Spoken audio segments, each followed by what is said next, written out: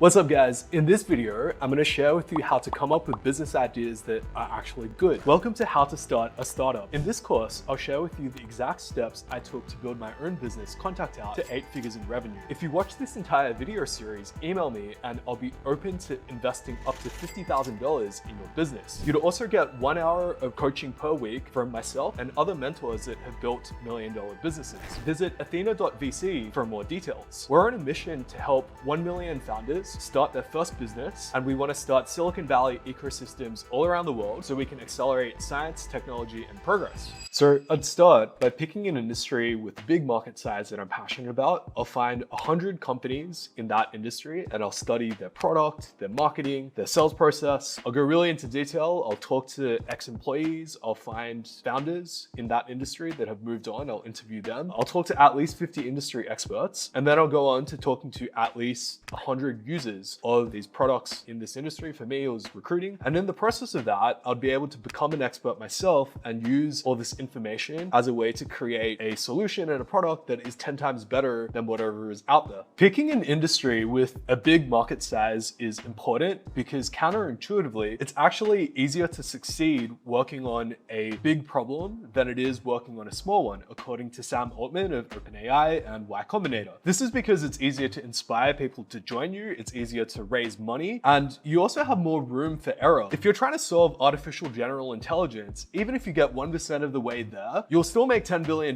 because it's $1 trillion problem. Whereas if you try to start a restaurant, if you execute perfectly, your maximum upside is maybe $3 million, but you won't execute perfectly because startups are hard. An easy way to pick an industry with a massive problem to solve is to follow venture capital companies. I like to read A16Z, where they talk about AI, biology and health, the latest developments in consumer technology, in enterprise software, games, and lots of other stuff. So it's basically their job to find the latest technological developments and invest in them. So you can piggyback off that. Most founders might go through a couple of startup ideas and then they'll just get straight into building. The problem with this is though, that how do you even know if the startup idea you're working on is any good? What does a good startup idea even look like? So you want to think of yourself as an investor because you are an investor. You're investing something that's even more valuable than money, which is your time for the next 5 to 10 years or however long you're going to work on this. Now, the average VC investor will review up to 1,000 startups or even more every year and would only invest in a few of them, like 2 or maybe 3 at most. A smart way to approach this is to study at least 100 VC funded startups, probably more like 1,000 startups if you can. And this is how you get a sense for what does a good startup idea look like. One good way to go about it is to find the world's best investors like Sam Altman and take a look at what they're investing in. For example, if we go over to NFX, we can see that Sam Altman is investing in things like AI, obviously, but also nuclear fusion with Helion Energy and longevity with Retro Bio, as well as a better way to build computer chips, so like custom silicon. And it's pretty easy to study these companies. You basically just go to their website, you like check out their product, you click through their UX. A great way to do it also is to find news articles on TechCrunch, for example, about this is Helion Energy, like Sam's investment, where it would explain very clearly what is unique and better about this company. There's books, obviously, Singularity is Near from Ray Kurzweil. They have a university called the Singularity University, where they have like a YouTube channel as well, where they go into the latest trends in everything from like longevity to education to AI to nanotech. I like to look at like longevity, how to like live forever. Dave Sinclair is a famous Harvard researcher on this, as well as Craig Venter that worked on the Human Genome Project. Brian Johnson, some other crazy guy that's trying to live forever on YouTube and documents his story. Gates Foundation for global impact, like solving poverty, sanitation, vaccinations, as well as nuclear fusion. Bill Gates himself. For education, I love Global Silicon Valley, which is the biggest edtech conference in the world, and they have speakers like Sheryl Sandberg and Bill Gates and lots of famous teachers and educators. I also like to just listen to demo days from the famous startup accelerators like 500 Startups or Techstars, and this is just like 20, 30 companies pitching in a video. Podcasts are great, like 20 VC, there's Marketing School from Neil Patel, there's AI Breakdown, and then I like to find people on Twitter to follow as well. So I would go to Spark Toro, which I can enter any topic and it will tell me the top Twitter accounts, the top influencers to follow, as well as where to read, the subreddits on AI as well, and where to go on Reddit. So yeah, Andrew NG, Andre Karpathy, this is for like AI that I'm recently interested in. Or literally just do a Google search for like, hey, top AI recruiting companies, which is like MySpace. You want to pick an industry with at least 1 billion in revenue potential. One easy way to judge this is if there's an incumbent company, in my case, in the recruiting industry, LinkedIn, and in the sales industry, ZoomInfo, where they're both making over $1 billion.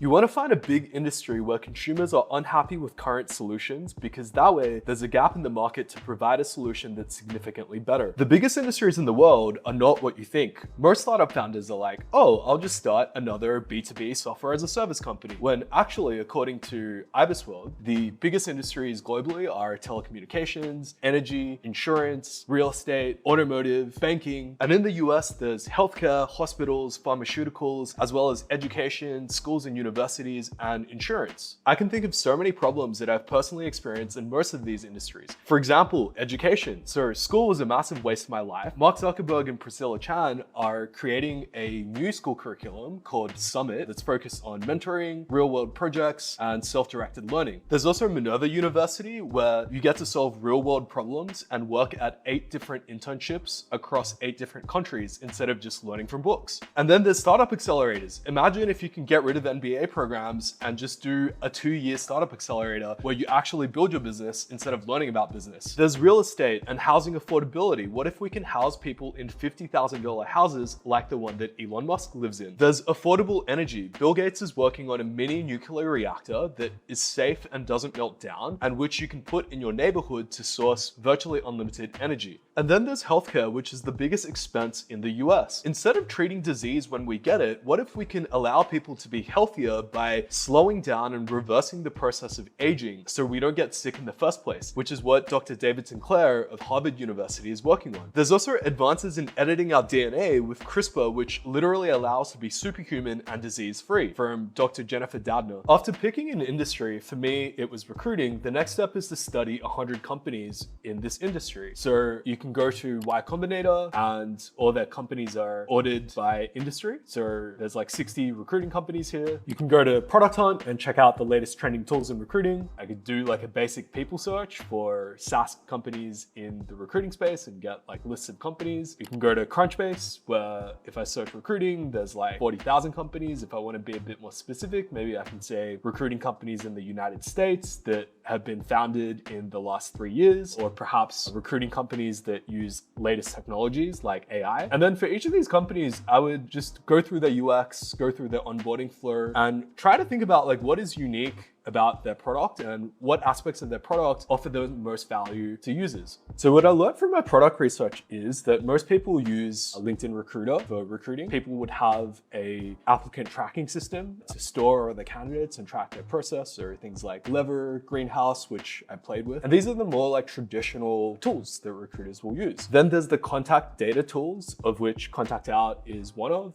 and the others might include Lucia and Apollo and Antello, where recruiters can get emails and phone numbers to reach candidates. After that, there's email campaign tools where recruiters can use to set up an email campaign. So like Yesware or like Lever and Greenhouse, and some of the CRMs have an email campaign tool. Then what I found by looking at the new startups, I tried to focus on like the new technologies that are coming out. And there's startups like Fetcher, which is a YC startup, and also Dover, where they will do like a full service recruiting for you. So you just tell them the type of candidates that you want, and it will just do the sourcing and like line up interviews in your calendar for you. There's other tools such as like Reggie, which help you personalize your emails. That's like a new thing. Currently most mass email campaigns are just the same template and it's not very personalized, and people are kind of sick of spam. So there's tools that use AI to help you write more personalized emails and create like a higher response rate. There's a lot of other stuff in AI. This company lets you write comments automatically on LinkedIn to help you build your personal brand around and connect with like candidates on social media. There's also like AI for candidate screening, where instead of reading like thousands of resumes yourself, you can tell the AI like what criteria you have for a job, and it will rank and score candidates for you. This is like the AI screening. It's like a agent that will have like a conversation with you, so it'll conduct like the full interview. This is a really cool family of open source tools called AutoGTP, where it essentially allows you to fully automate the browser by allowing ChatGTP to operate your browser. Instead of like going and doing things on your browser, you can just tell your browser to go find me candidates on LinkedIn, or to go book me a restaurant or a trip to New York City, and it will step by step go through and do those things, and you can verify that it's doing it. So here's an example of it creating an event in your calendar. Basically all it's doing is looping ChatGTP, and it's connecting up ChatGTP to the API for your browser, and it allows you to operate basically any application.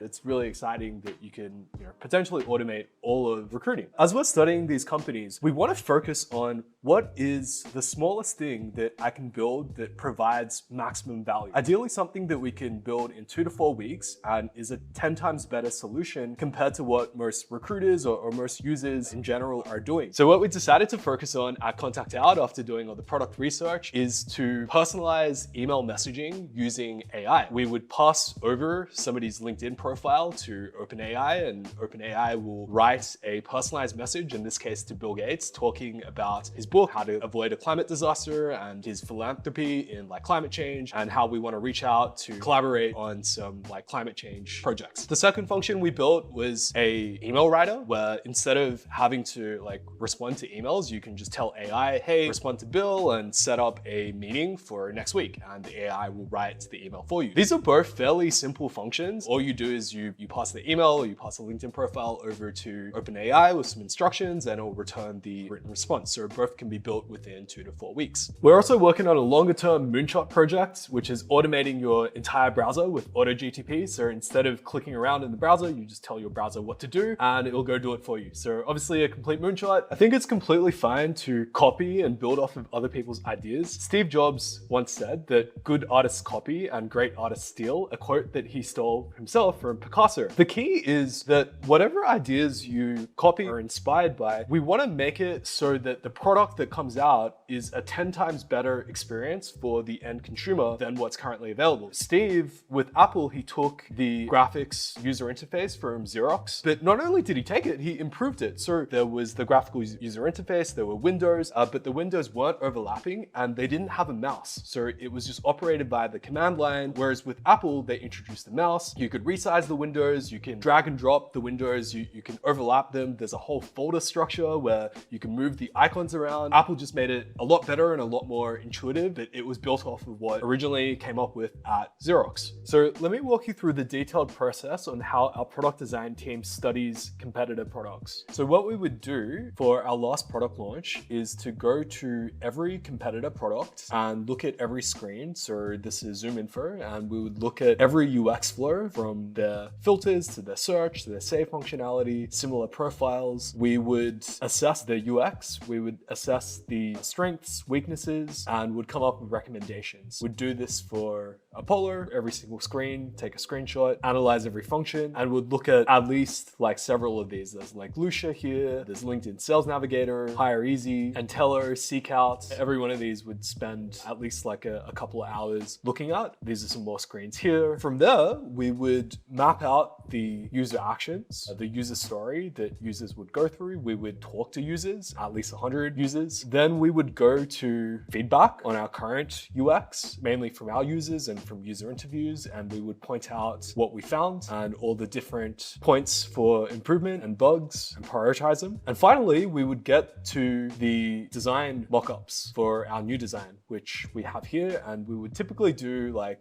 5-6 versions of these and send them to users for feedback before deciding on which one to build. It's also important to study the commonly used marketing channels so you can know how to reach customers. So for example, I looked at one of my competitors, Rocket Reach. I put them into this tool SEMrush, which will tell you the amount of SEO traffic, and you can see that Rocket Reach has quite a lot of SEO traffic. So they rank for terms in Google such as like person, name, email. For example, if I search for James Clear's email, you'll see that a result for Rocket Reach appears, and if you click through, you can get James Clear's email. So I took this lesson and I applied the same to ContactOut, where, you know, Andre Kapathi, his email, and then we created millions of these pages for people's email addresses and phone numbers when they search Google. So we have about 4 million of these pages that drive a lot of our traffic. Another lesson that you can learn is, let's say for one of my other competitors, Lucia, I'm able to use this tool Ahrefs, and it will tell me where Lucia is advertising. So I can see here that Lucia is buying ads on all these keywords in Google, which I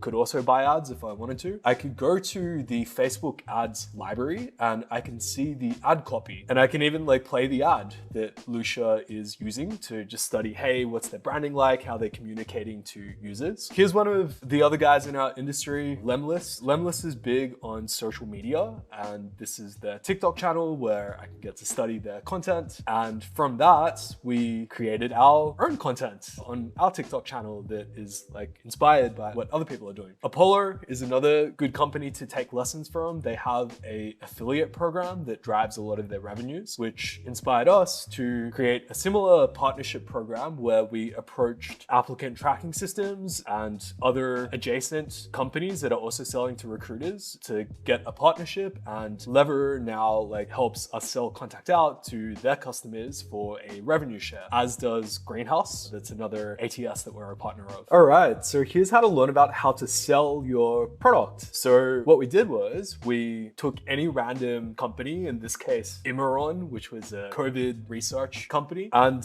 we bought a similar domain. So we pretended to be this company. We got imeron.co and, you know, we linked it to our email addresses. Then we started emailing our competitors, basically every company in the industry from Luxo, Swordfish, LeadIQ, Lucia, ZoomInfo, HireEasy, Apollo, Intello, Rocket Reach, Seekout, Gem, basically everyone. And we scheduled demos and we recorded every single demo. So these are our recordings. They're shared with our entire sales team. So for Luxo, for I think this is Swordfish, and, you know, Lucia, you guys get the picture. Yeah, not only that can we see like how our competitors pitch, but we also got all their sales collateral. So here we have like Connectifier, we have like Intello's sales collateral. This allows us to get a really good sense of how different players are placed within the market, what each of their strengths and weaknesses are, as well as like exactly how they pitch and present their product. And we can even use their sales collateral, combine it together to create our own even better sales collateral, and combine all the best aspects of how they pitch and train our sales team on, you know, the best practices from everybody else. I like to talk to ex-employees and previous founders in the space because they've spent years thinking about the user problems and what products and solutions to build. So I don't need to reinvent the wheel. And if they've already moved on from the business, then there's nothing holding them back from telling you all their hard-won learnings. So how I would do this is I would go over to LinkedIn and search for people who have previously worked at competitor companies like ZoomInfo or Apollo, Connectifier. And as you can see here, there's about 3,000 people. The people I managed to connect with include John Gerard, who was the VP of Growth at Connectifier, Trace One, an account executive at Connectifier, Doug Hall, who was the VP of Sales at another competitor, Intello, and Santosh Sharan, who was the VP of Product at ZoomInfo, where he contributed to building a big part of ZoomInfo's platform. And he was also the Chief Operating Officer at Apollo and had advised like Lucia, LeadIQ, and a lot of other competitors in the space. So you can get people's emails with ContactOut or any other contact tool, and then composing the email is fairly straightforward. My messaging is just like, hey, I'm Rob, bit of background, I'm an Australian tech entrepreneur. We're building ContactOut, which is similar to Connectifier, but for the Australian and UK markets. And I'd greatly appreciate your advice and mentorship and some of the insights and experiences that you've learned at Connectifier in regards to like growth and sales for recruiting tools. Happy to offer $200 for your time. I find that offering money isn't necessary, but it helps you legitimize your offer and get a higher response rate from people. Most people don't even accept a cash, like John in this case was gracious enough to just offer his time. I was was getting a really high response rate to these mentorship emails. About 1 in 4 people. Most people want to help. Now moving on to what would you actually ask in a mentorship session? So I like to get really specific. I ask them about their experience, what they did, and I'll try not to ask them to solve my problems or to provide opinions on problems that my business is facing, because they don't have the context and they wouldn't have spent as much time as me. Whereas it's really easy for them to talk about things that they have done from the past, and from their experiences and stories, I'm able to extrapolate lessons that I can selectively apply to my business. Let's take an example. For Santosh, who had helped build the product at ZoomInfo, I was asking things like, how do you source phone number data for the USA? So they're a contact data product. They provide emails and phone numbers for salespeople. Where did the phone numbers come from? Did you source data from companies like PIPL, Spokey, or People Finders, all this like consumer data for phone numbers? How accurate was it? What are some other sources? Can we get data off of LinkedIn? You get the picture. Pretty much like, how did you build the product? Where did you get things from? So one method that ZoomInfo got data from was this community contribution. So when you sign up as a salesperson, you share your inbox, and then you share the contacts in the email signatures in your inbox. And on average, every person, every sales rep has about 20,000 email signatures with phone numbers and emails. They kind of crowdsource that to create like a platform. So that was one thing that I learned from Santosh, and we copied and implemented as well. That was a really good piece of information and advice that I never would have known otherwise. On to the second example, which is with Doug Hall. So Doug Hall was the first sales hire at Glassdoor, and also the VP of sales where he grew one of our other competitors, Entello, to 30 million revenue during his time there. So I was asking very specific questions around like, hey, what sales collateral and training materials did you create? Can you show me examples? How did you train the new reps? How did you source the new reps to hire? How many meetings do you have? How often? What performance metrics to track? What were the compensation plans? Things like that, very specific. And whenever they gave an answer, I would dig deeper into, okay, like what did you do? Show me the sales script. Show me like the questions that you ask in an interview, and just really diving deep and holding nothing back. Another good way to get inside information is to interview for jobs at your competitors. So looking at Apollo's jobs posts, you can see that they have a focus on SEO strategy. If we look at the other open jobs, we can see what other strategic areas like account management or security and compliance that Apollo is focusing on. Same thing with Lucia, one of our other competitors. We see that they're hiring for a director of product. And once you get onto the interview round, you can go all out. You can ask them about their company's future plans, about the risks, what was difficult, things that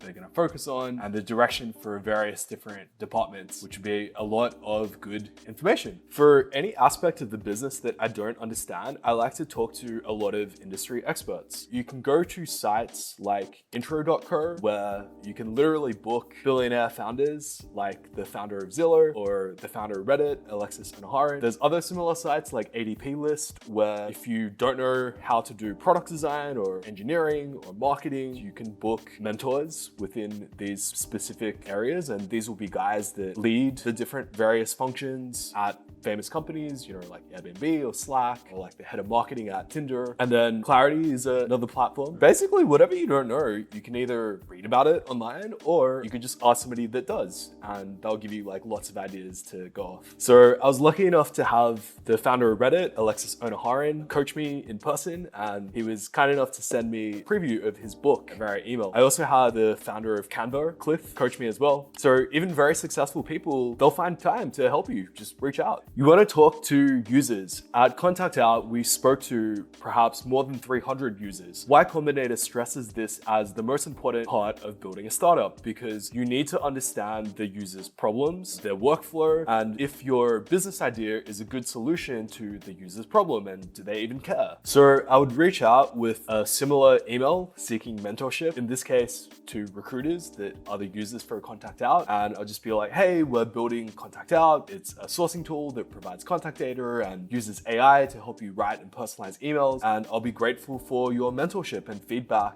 on our product, and offering a $50 Amazon voucher for a quick chat to get feedback. And we also like to interview existing users of ContactOut to get their feedback on different aspects of our tool that they have used. These are all our customer interviews for the different functions like email generator, users that have churned and seeing, hey, why did they churn? Users that have used our list export. So we would would record all these calls and we would share it across the whole product team. So during the user interview, I'd like to ask the following questions. I'll start by understanding the user's workflow and what their day-to-day looks like on their job, the main problems that they're trying to solve, what are their biggest pain points, the tools and software that they currently use during their workflow, what they like about the softwares, what they don't like, what they care about, and what does success look like to them. Then I'll go into what do they think of my business idea, will they pay, do they like it, dislike it, how does it compare to the current existing solutions, and what features or solutions would they want if they could just wave a magic wand. Sometimes you get good feedback here, sometimes you don't. Finally, where do the users hang out? Are there publications that they read? Are they on Twitter? What areas can we market to them and reach them during a sales process? Finally, the book Mom Test provides a good framework for interview questions to ask.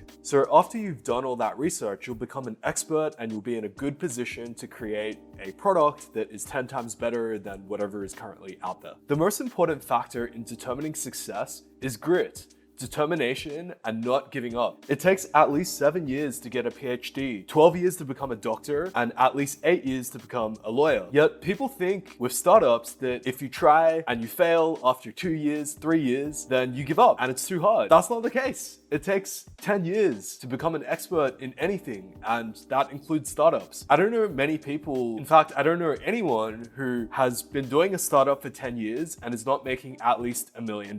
When I started my business 8 years ago, I'd think to myself, even if I tried for the rest of my life and at the end of my days, I still didn't succeed, it still would have been worth it to me because at least I tried. I would have the freedom to choose my own path. I get to build my own products, and it's better than being a corporate slave. Because startups are hard and take so much time, it's important to work on a problem that you're passionate about and makes an impact on the world. One of my biggest regrets is starting ContactOut motivated mainly by the money. Now, 8 years later, I'm not sure whether ContactOut makes much impact in the world. I mean, do we need another B2B company that sells data to other B2B SaaS companies? It's probably not the biggest problem that I could be solving in the world. Hence why I'm working more on some of this education stuff like this video, because I think if we can spread the knowledge of business building and entrepreneurship more widely, and we can also back people financially, then we can create Silicon Valley ecosystems all around the world, and we'll be able to create trillions in value by empowering people. I'll leave you with some words that Steve Jobs once said. Everything around you that you call life was made up by people no smarter than you, and you can change it, you can influence it, you can build your own things that other people will use. And once you learn that, you'll never be the same again. Stay hungry, stay foolish.